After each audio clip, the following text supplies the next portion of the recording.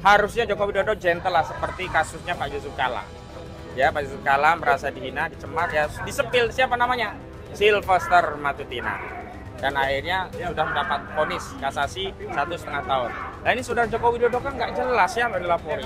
Begitu muncul 12 nama ditarik tutupnya. Saya hanya melaporkan peristiwa. Aneh.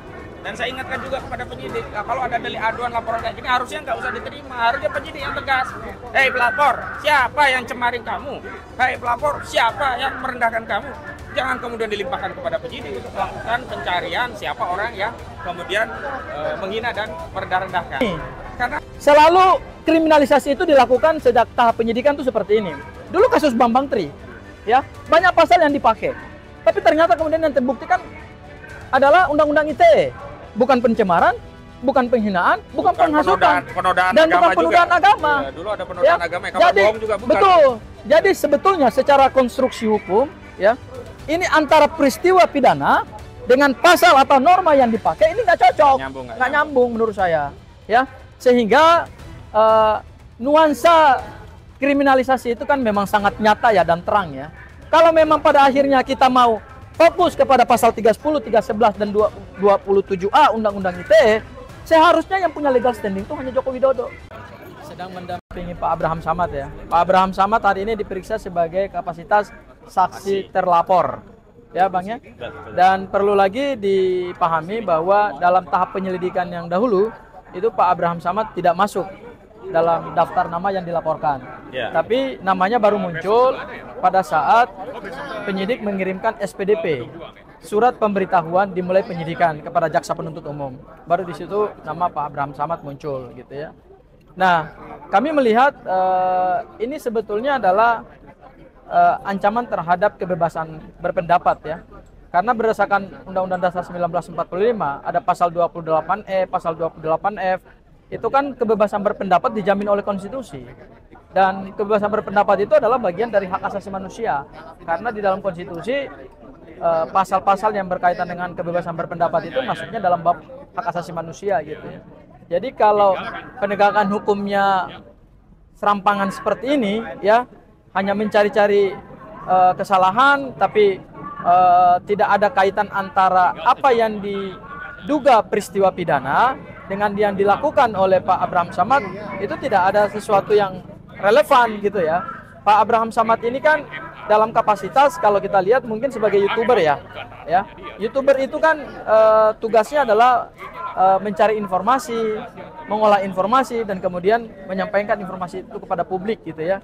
Jadi kalau kita lihat Pak Abraham Samad dalam kapasitas sebagai saksi ya sangat tidak tepat. Beliau ingin dikriminalisasi oleh Polda dan ini pesan kuat bahwa sedang terjadi yang namanya pembungkaman terhadap kebebasan berpendapat yang itu merupakan salah satu ciri dari negara demokrasi. Itu Bang. Ya, betul. Bang, dan tambahan pertanyaan. Langkah ke depan untuk dari kuasa hukum bagaimana nih? Apa yang sudah dipersiapkan dari Bapak mungkin?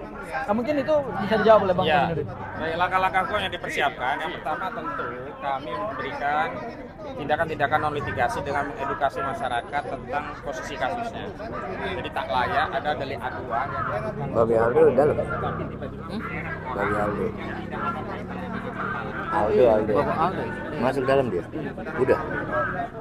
Namanya siapa sih dari 12 orang? Sehingga kita juga tahu siapa sih yang dianggap kemudian mencemarkan saudara Joko Widodo. Harusnya Joko Widodo gentle lah seperti kasusnya Pak Yusuf Kalla. Ya, Pak Yusuf Kalla merasa dihina, dicemar, ya disepil siapa namanya? Sylvester Matutina. Dan akhirnya sudah mendapat vonis kasasi 1,5 tahun. Nah ini saudara Joko Widodo kan nggak jelas ya dilaporin. Begitu muncul 12 nama ditarik tutupnya. Saya hanya melaporkan peristiwa. Aneh. Dan saya ingatkan juga kepada penyidik, nah, kalau ada delik aduan laporan kayak gini harusnya nggak usah diterima. Harusnya penyidik yang tegas. Hei pelapor, siapa yang cemarin kamu? Hei pelapor, siapa yang merendahkan kamu? Jangan kemudian dilimpahkan kepada penyidik untuk melakukan pencarian siapa orang yang kemudian menghina dan merendahkan. Karena apa, penyidik itu nggak bisa kemudian bertindak mewakili pelapor dalam kasus ini. Jadi nggak bisa penyidik kemudian menyelidiki dan pakai perasaan. Kayaknya ini deh ya yang menghina saudara Joko Widodo sebagai korban. Kayaknya Abraham Samad nih, kayaknya Kurnia Triarani nih. Nggak bisa begitu. Kalau memang nama-nama itu tidak dipersoalkan oleh saudara Joko Widodo, ya sudah, jangan jadi terlapor, berarti dikeluarkan dari berkas. Sederhana, jangan bikin puyeng, jangan bikin anak-anak hukum puyeng, jangan bikin dosen-dosen hukum puyeng. Seolah-olah apa? Pelajaran hukum yang diajarkan dosen-dosen hukum kita nggak berlaku kalau sudah sampai praktik ke praktik penyelidikan dan penyidikan gitu loh. Jangan bikin pusing deh. Kenapa?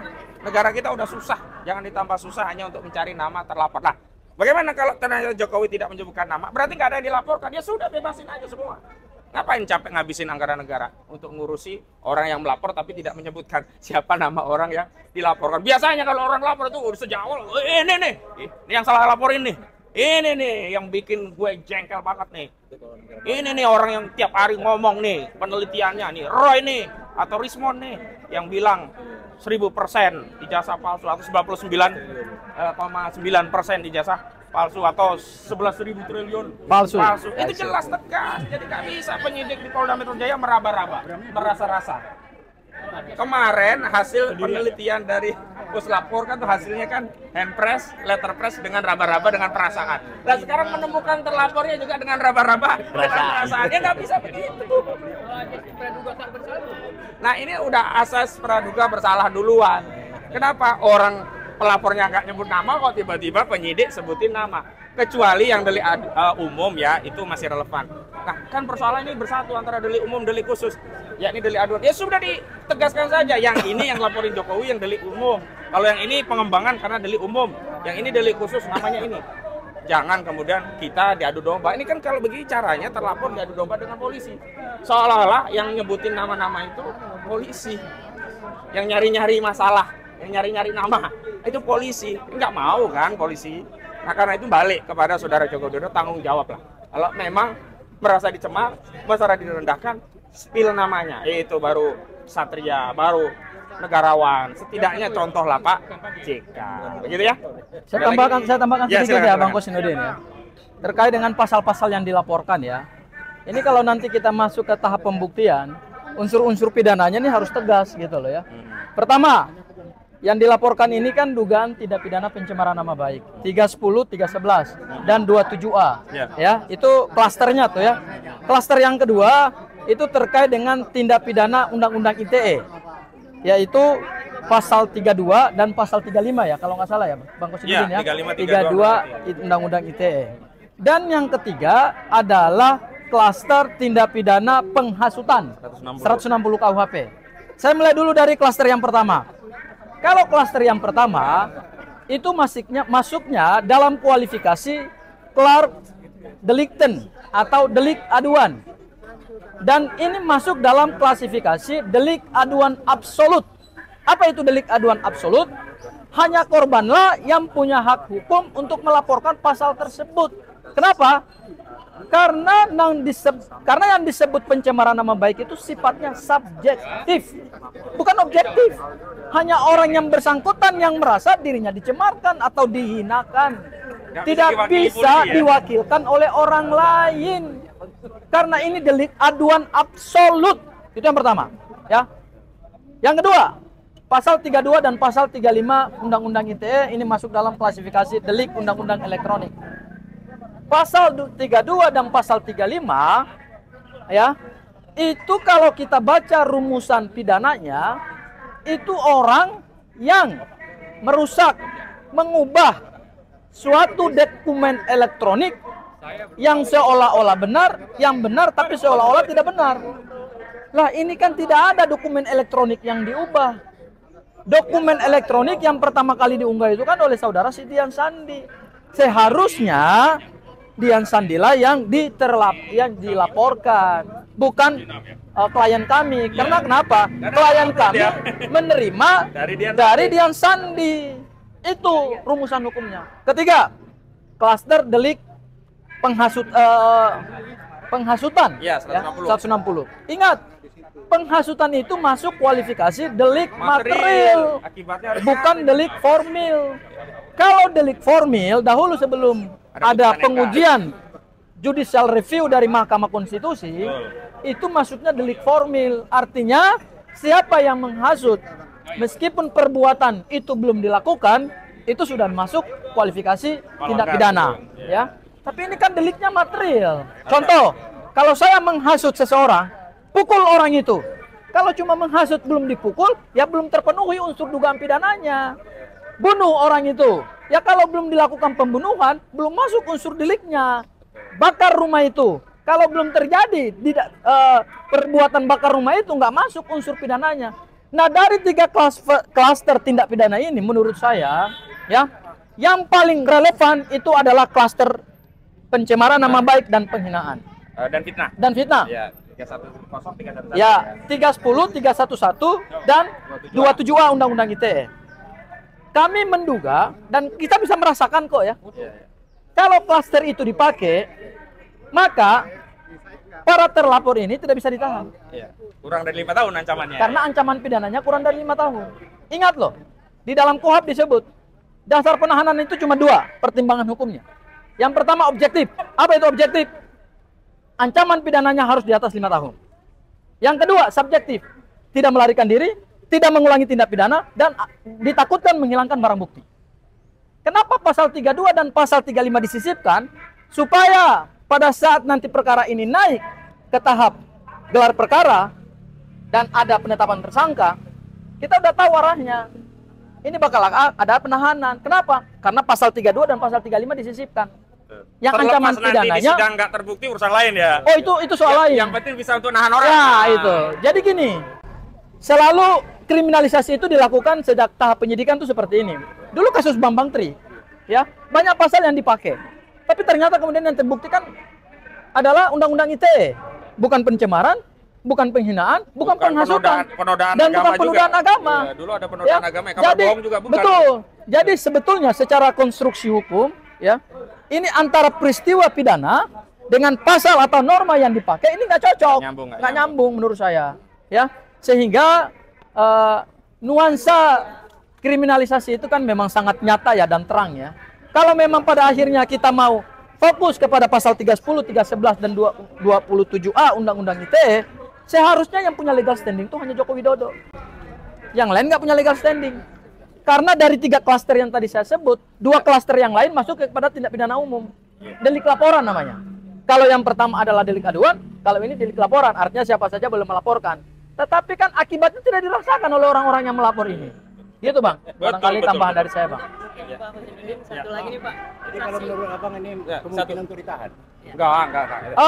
Saya belum mengatakan ini kemungkinan ditahan ya. Ya, karena begini. Yang mereka begitu. Ya, karena gini. Tahap penyidikan itu bukan gini. Penyidikan itu kan adalah mencari alat bukti guna membuat suatu perkara terang benderang dalam rangka menemukan tersangka. Itu definisinya, ya. Nah, yang dilakukan oleh penyidik ini kan adalah mengumpulkan alat bukti guna membuat perkara terang benderang, ya, supaya perkara ini jelas dan kemudian ada tersangka. Ujungnya kan ada tersangka. Pertanyaan hukumnya, apakah selalu ujungnya tersangka? Belum tentu. Ya, karena kenapa? Bisa saja alat buktinya nggak cukup. Betul ya Bang? Iya betul. Bisa saja alat buktinya nggak cukup. Artinya peristiwa pidananya tidak terang. Maka kemudian dikeluarkanlah namanya SP3. Surat perintah penghentian penyidikan. Jadi saya bisa menjawab bahwa tidak selalu tahap penyidikan itu berujung pada penetapan Dan sebenarnya itu yang kami komplain terhadap saudara Sylvester Matutina yang berulang kali menyatakan Roy Suryo klien kami yang lain itu pasti tersangka, pasti masuk penjara 1000%. Itu justru melanggar asas praduga tak bersalah. Karena apa? Tidak semua penyidikan berujung tersangka. Ada penyidikan yang dihentikan dengan SP3. Justru sebaliknya yang terbukti sudah 1,5 tahun itu Sylvester Matutina yang harusnya dia menjalani. Apa kabar Sylvester Matutina? Apakah sudah punya keberanian untuk Satria datang ke Kejari Jakarta Selatan untuk menyerahkan diri atau sedang mencari pinjaman borgol dari Pitra Romdoni? Jadi saya ingatkan, ini negara hukum, taatilah hukum. Begitu. Paling satu lagi Pak. Apa itu? Apakah saksi mahkota dapat memberikan keterangan untuk dari belum sampai ke sana ya, karena ini kan baru, apakah nanti baru split untuk saling saksi dan seterusnya, belum. Kita kualifikasikan saksi biasa saja. Saya pun menghindari sebenarnya saksi terlapor. Karena apa? Karena pelapornya nggak ngakui, gitu loh. Ini kan inisiatifnya polisi, ini dianggap terlapor. Nggak boleh dong, polisi inisiatif yang pelapornya nggak menuju Abraham Samad. Kita tanya kepada Jokowi saja, apa benar melaporkan Abraham Samad? Kalau kagak, ya jangan kipu-kipu, apalagi suudon. Ya, walaupun polisi tugasnya duga-duga menyidik, tapi nggak boleh suudon. Apa suudon? Suudon itu prasangka buruk dalam konteks mencari orang-orang yang ditetapkan terlapor tanpa ada kaitannya dengan pelapor. Gitu ya. Namanya terlapor berarti inisiatifnya dari mana? Dari pelapor. Masa terlapor inisiatifnya dari polisi? Gak nyambung. Oke ya? Oke, baik. Cukup. Terima kasih, Bang.